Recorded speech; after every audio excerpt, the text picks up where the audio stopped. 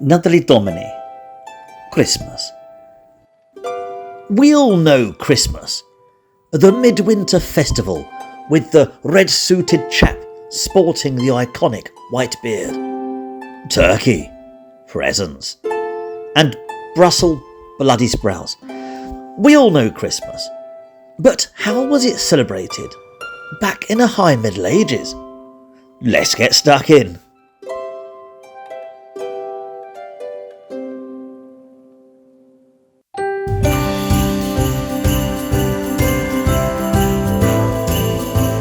For a start, I'll have to disappoint you by saying that there was no turkey on the table. As it was the Spanish who first brought those to Europe during the Renaissance.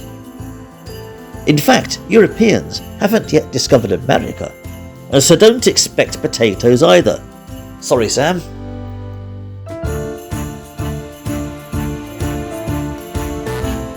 There will be no Father Christmas, not as we know him. Although there will be gifts and plenty of other things to eat during the obligatory feast. And by the 13th century, you have the nativity scene, thanks to St. Francis of Assisi.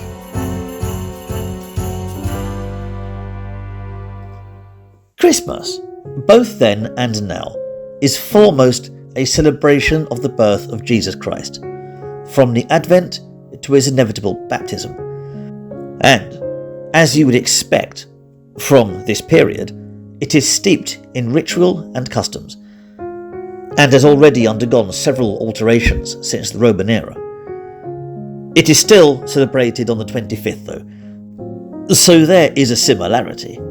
But we're getting ahead of ourselves. I think we'd better start at the beginning and work our way through.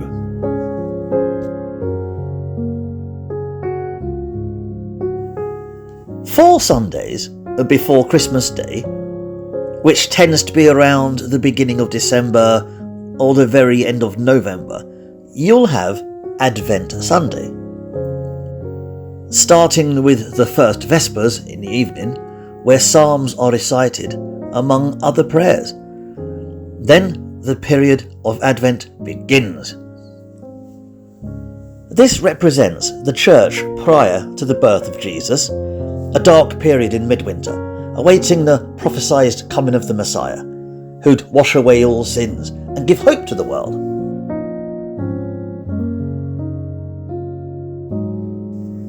You'd have the Advent wreath, which would have candles in it, which would be lit.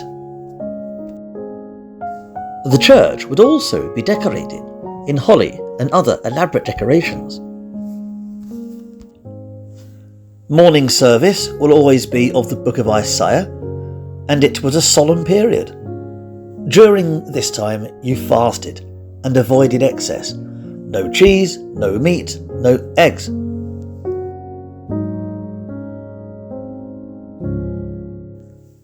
Much like the Islamic observance of Ramadan, basically. Fasting was an important part of the medieval European mindset, and this particular fast would last 4 weeks, leading all the way up to Christmas Eve.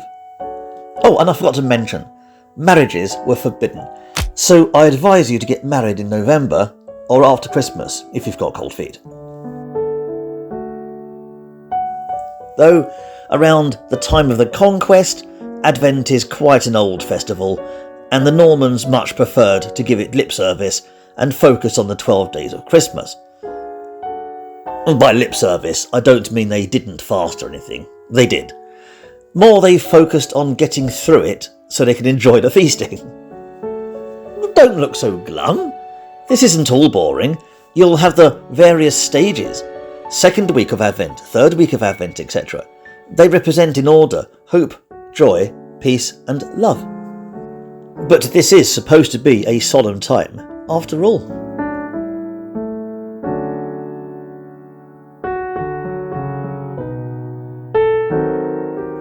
On the 6th of December, you had St. Nicholas Day.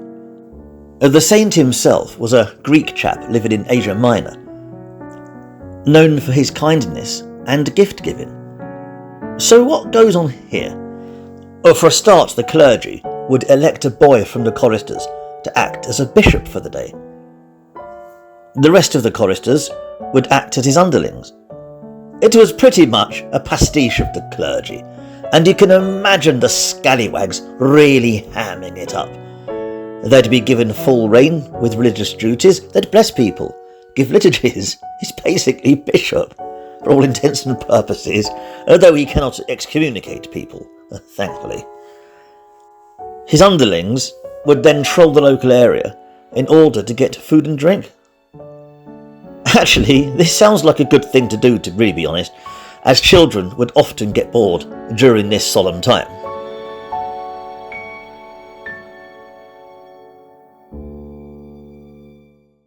On Christmas Eve, the fasting got a bit stricter, getting ready for the epic pig-out that occurs the next morning. Then it was midnight mass, which was a serious affair. Lots of prayers, lots of liturgy. Once the midnight mass was over, you'd head to bed, getting ready to make up for 4 weeks of hard fasting. Though don't expect presents in the morning. That won't be around for a couple of centuries. Sure, gift-giving was always a thing around Christmas time, even going back as far as the Romans, but our idea of loads of presents on the big day, not at all really. The gift-giving would go on all the way through the 12 days, and it came in all forms. Henry III gave his magnates lavish cloaks, for instance. But others may make something meagre. Might be something as simple as giving out little pies. It really is the thought that counts. Okay, now that Advent is over, it's time to go from fasting to feasting. But before we get into all that, I'll stress that the festival isn't going to be just the 2 days of Christmas. Christmas Day and Boxing Day, oh no. This will go on for 12 full days. The famous 12 days of Christmas. Thankfully, people would get 12 days off of work to help themselves celebrate this properly. Hooray! Oh, and boy, it's got nothing to do with partridges and pear trees. Decorations have been up since Advent, but there is no tree, nor will there be, despite what people say. That tradition is a lot later. The nearest you're going to get is the Yule log. And not a chocolate log either. You will be seeing people dressing up, as mummery was a huge thing during these times. You would have all kinds of masks and costumes, from geese to wild men, all going door to door. Sometimes they're asking for money, sometimes they're not. They're going around the town in a never-ending circle of revelry. And the people in the Middle Ages could party hard. You would often see people in drag, yep, even in these times. People reversing roles, such as the Lord serving the servants, all kinds of things. But I feel I've got to address a few things before we press on with the festivities. I'll start with the smell of winter. It might sound odd to mention, but I will say at once that winter has a different smell to it. In our modern times, we've lost many things along the way and gained others. We can get seasonal food all the way through the year and heat our homes primarily through gas and electric. And unless you're living in rural areas, you'll be familiar mainly with the suburban scents that follow you all year round. Only when you pour the mulled wine or hang the scented decorations do you get that classic Christmas smell. Not the case in the Middle Ages. For a start, the only way to heat your home is the good old log fire. Being in the cold midwinter means that the smell of these fires will dominate the air. You can walk down the road and you can smell this everywhere. That is the smell of winter. You'll have seasonal food only, and those scents mixing with the heated wines and other foods, herbs, all adding to that mix. And if you are affluent enough to afford them, spices. Added just to about everything. Yes, you can smell Christmas.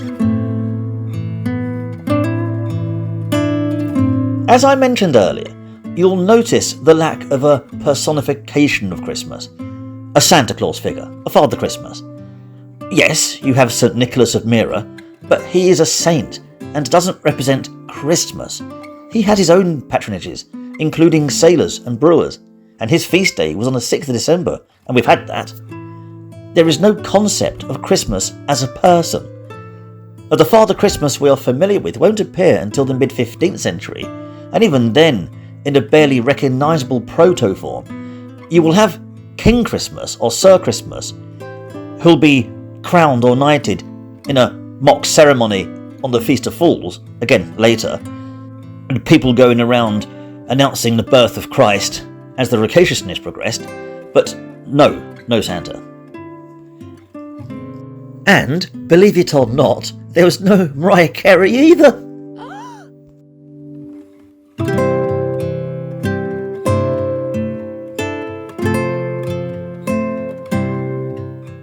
In the Middle Ages, carols were certainly a thing, as dancing and singing was encouraged. It was a time for merriment. People holding hands in a circle would be a familiar sight. Dancing and singing these Christmas carols. I will add though that carol referred to the style of song, not the lyrical content. A good example would be Harry Potter. When they sing the Double Trouble song, you know the one, it's in the style of a Christmas carol, but the lyrical content is from Macbeth, Shakespeare. It's got nothing to do with Christmas lyrically, just in the sound. Often these Christmas carols with bawdy are just as about everything else in the Middle Ages, and you can only imagine the lyrics they came up with. Probably why, in the 14th century, you see Franciscan friars writing songs specifically for rejoicing Christmas. Ones with deeply religious themes, echoing what we'd see more familiar today with the Christmas carols. And as the Middle Ages made its way into the Renaissance, the dancing part became detached and the singing became the norm. You will see much merriment and entertainment. You'll see troubadours, jugglers, acrobats, tumblers, minstrels, just about everything you can imagine. I've delved into entertainment in another video, so if you want to see some good examples of what medieval people enjoyed, head over there. I'll put it in the description. And during the 12 days of Christmas, this would be ramped up.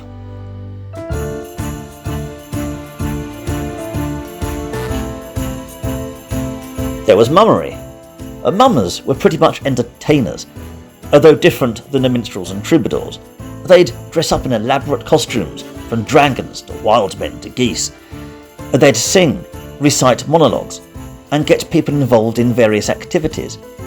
They'd even perform plays, especially miracle plays, which were very popular during these times. I mean, Christ's birth would be a miracle.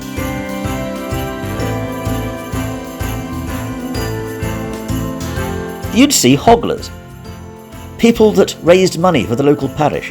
We're not sure exactly how they did this, but it was pretty popular, and most likely people going around to the more wealthier folk asking aid for the local community, and hoggling went right on until January. It also seems to be a Catholic idea, as the Protestants later banned it.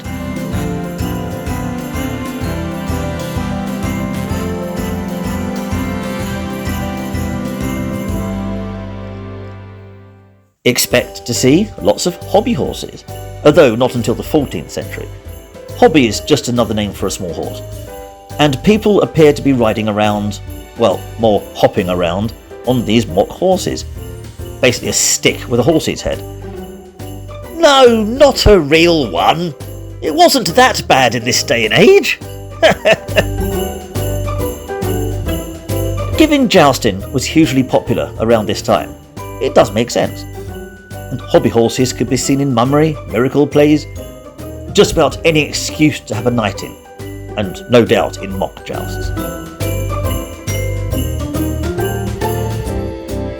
Pranks were another popular part of the season. People loved anarchy and had a good sense of humour in this day and age, especially the clergy.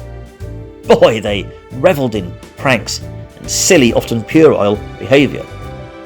Remember, one of the first uses of the F word in script was by a monk who had something to say about his abbot, so wrote this said word, which I'm not saying, in the margin. This wasn't considered bad, unlike nowadays when... Anyway, right. You even had mock prayers to demons. Yes, and this wasn't considered bad either.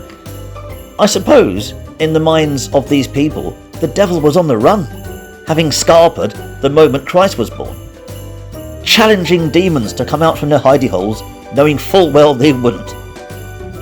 In 1390, the Archbishop of Canterbury had decided to visit Lincoln during the 12 days of Christmas, and he was flabbergasted by what he saw going on in the cathedral there. A few of the junior clergy had gotten absolutely drunk, dressed up as members of the public, and were trolling the service relentlessly, making up baldy rhymes and playing pranks on people. The scallywags. Oh yeah, and this is just the clergy, by the way, what's going on here. So yeah. So imagine what's occurring, unrecorded, down at the building site at Westminster Abbey. Any tradies would know exactly what I'm talking about.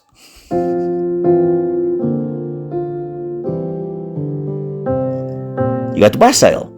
It's another custom that involves a drinking bowl. The Wassail, which is filled with a hot beverage, some kind of wine, because wine in this period is anything made from fruit. You raise the bowl in a toast, Wassail, and people respond with drink hail. You'd dip a cake, then pass the bowl to the next person at the table and give them a kiss. Around the 13th century, this seems to have evolved into a drinking custom. The cake's gone, you begin with passing the bowl around and taking sips, toast, pass along, kiss, and by the 14th century this is pretty much an opulent custom. Individual cups would be handed out, filled, and glasses raised. Now, there's going to be a lot of drunken revelry and partying, and we're going to need someone to oversee all of this, so let's appoint a Lord of Misrule, shall we? The Merry Lord of Misrule. He'll most likely be from the lower rankings of the church, like a subdeacon or whatnot. He'd be the one to arrange the events from plays to feasts. Pretty much the overseer of the festivities. He'd be appointed for the duration of the 12 days of Christmas, as well as going around and reminding people Christ to be born soon. The Lord of Misrule will really ham it up, dressing up in ridiculous outfits and encouraging the revellers to keep on going. Right!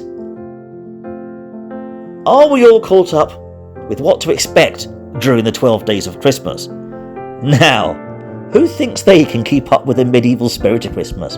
Who thinks we can keep up with these wild boys? Because boy, you ain't seen nothing yet.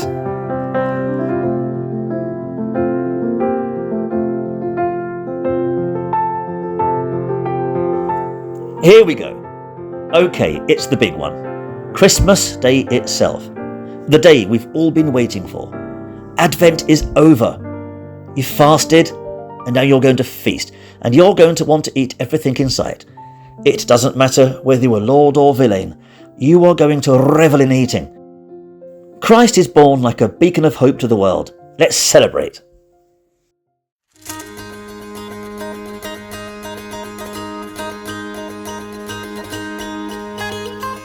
There would be 3 masses today, spreading the good word, and Christ's genealogy would be sung from the rafters of the church. Well, the rood loft. You'd have a priest up there, calling and addressing all those down below.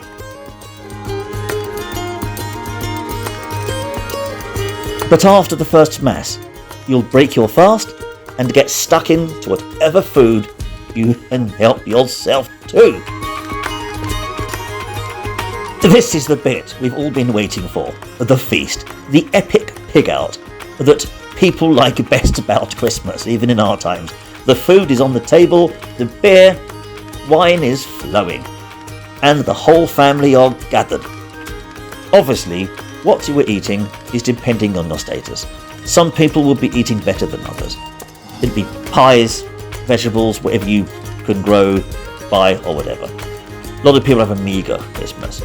But a good amount of people would have a pig slaughtered especially for this period, even at the lower ranks, because once cured and salted, the meat will last a while. A lot of animals don't quite make it past this time. And the lords will have a lavish banquet, though they were encouraged to invite the lower rankings to their feasting halls. Now, this would depend on space, however, as in some cases it would be packed to the rafters with the king and all the magnates in the kingdom. Like Henry III in 1226, he's in Reading and demands venison, boar, 40 salmon and as many lampreys as they could get their hands on. And in other cases there'd be plenty of space, because all the lords would be at the manor in Reading. So anyone can come in. And as usual, there'd be a variety of entertainments from minstrels and jesters to the obligatory farters. And also remember about alms. Even the poorest of the poor would be given food, and anything not eaten at the Lord's table would be passed down. In fact, it was encouraged. Goodwill and all. Trenchers would also be a staple of this. Your food would be eaten on a stale piece of bread, but you wouldn't eat it. You'd give it to the alms.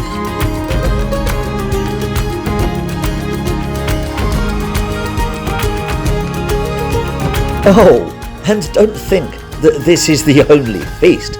Oh no, because it just so happens that the very next day is the feast of Stephen, the 26th of December. So you're going to want to celebrate that also. You've got all that food. You don't want it all going to the almshouse? No.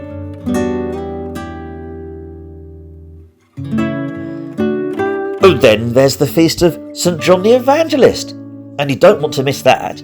So there's a third pig out. Not bad, eh? 3 days of pure gluttony.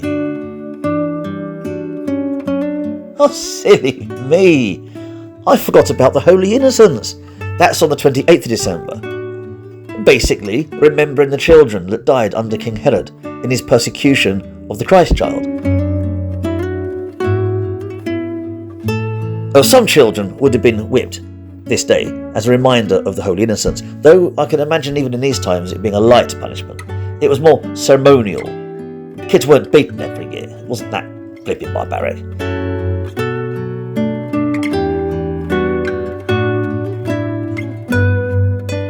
Oh, and there's the feast of St. Thomas Becket on the 29th.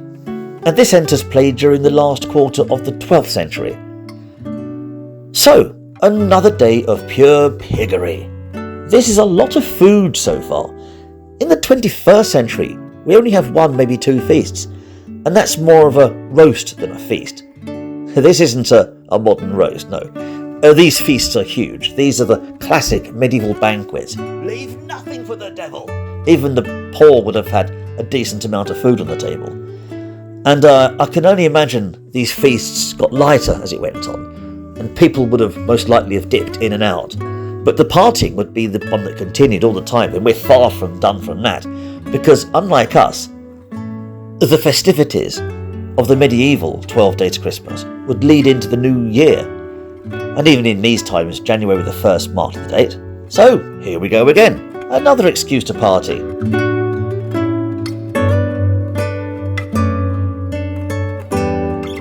And then you had the feast, this is on the 1st of January, of the circumcision of Christ. Of all the things to celebrate. Yeah, you probably got your sausages half off.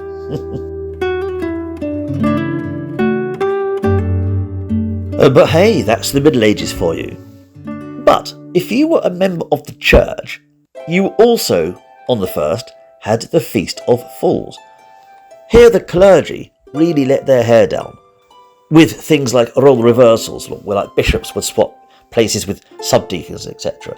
Lots of pranks, lots of silliness, and we are already familiar with the sort of shenanigans they can come up with, so we know today they are really pushing the boat out. With no modern rules of risk assessing and health and safety, these would frequently get out of control, completely out of control. You'd have the choir dressed in full drag, masks of demon faces, and this was during official church hours. But they danced in the sacred parts of the church, like the choir. They sang bawdy songs that would make the saints blush.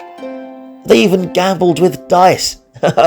Okay, drunken antics in the church is one thing, but sin? Reading about the Feast of Fools, it actually reads more like one of Freddie Mercury's famous extravaganzas, his parties. The video Living on My Own springs to mind, only this time the setting is in a church. Well, they did say, "Drinking me Mary," didn't they? No wonder French theologians in the 15th century were having kittens, sacre bleu, and utterly condemned the practice. And if the French in the Middle Ages thought it was bad, it was bad.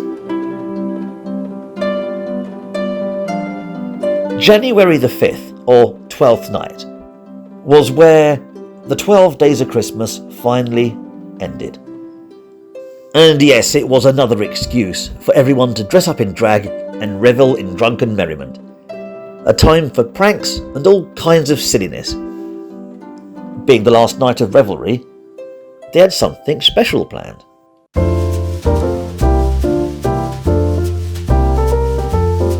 You had the bean cake ritual.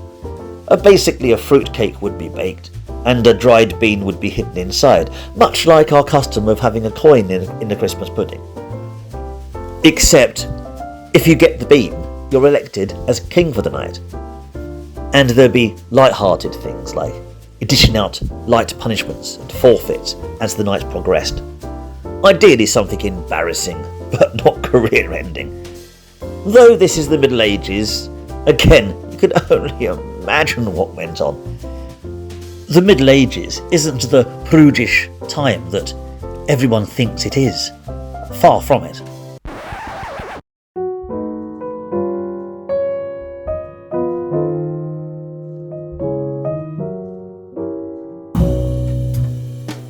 There you go. This is a medieval Christmas all wrapped up and delivered. 4 weeks of fasting, followed by the longest booze up you'll ever come across. People of all walks of life would no doubt be recovering from this with sore heads, returning to work the next day, and wondering where the past 2 weeks went. The bishop having vague memories of being dressed as Eleanor of Aquitaine while relieving himself in the font.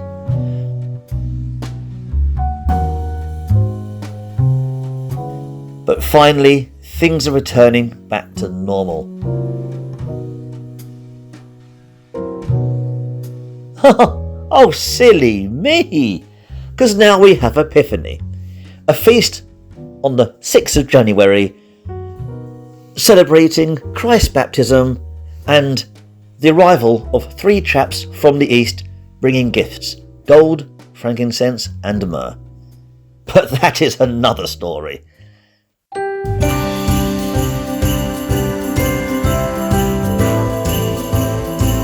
Well, thank you very much for watching.